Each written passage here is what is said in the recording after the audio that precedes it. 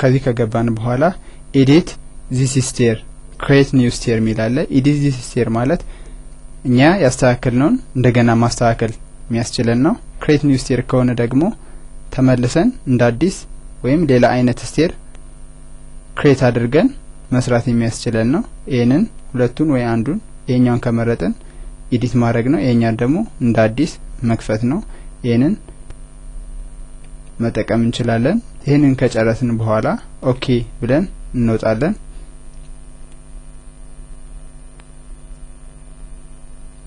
ኦኬ ካልን በኋላ እዚህ ላይ የምናያቸው ነገሮች አሉ። እዚህ ላይ የምንፈልግበት ቦታ ላይ እናስቀምጠዋለን።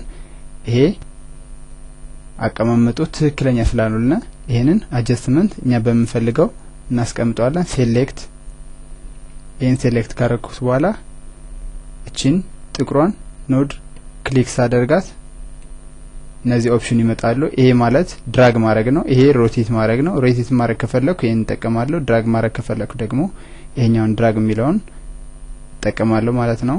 ይሄንን እዚህ ጋር አስቀምጠዋለሁ።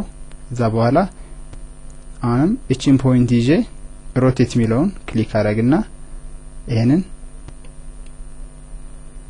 ሴሌክት በማድረግ ሮቴት አደርገዋለሁ ማለት ነው።